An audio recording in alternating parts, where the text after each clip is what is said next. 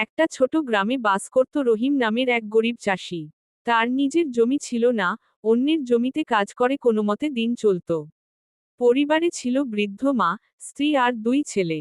প্রতিদিন সকালে সূর্য ওঠার আগেই সে মাঠে চলে যেত আর সন্ধ্যায় ক্লান্ত শরীরে ফিরত।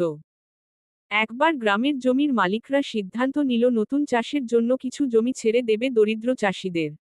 কিন্তু শর্ত ছিল, যে বেশি পরিশ্রম করে দেখাতে পারবে, সেই পাবে জমির মালিকানা। রহিম হাল ছাড়ল না। রোদ বৃষ্টি উপেক্ষা করে দিনরাত খেটে গেল। শেষে তার চাষের ফলন এত ভালো হলো যে সবার নজর কাড়ল। গ্রামের মাতব্বররা তার শ্রম আর ইমানদারিতে খুশি হয়ে তাকে 1 বিঘা জমি উপহার দিল। সেই জমি থেকেই রহিম ধীরে ধীরে নিজের অবস্থার উন্নতি করল। ছেলেদের পড়াশোনা শেখালো, ঘর মেরামত করল, আর গ্রামের সবাইকে দেখালো, ইচ্ছাশক্তি আর পরিশ্রম থাকলে গরিব মানুষও বদলাতে পারে নিজের ভাগ্য।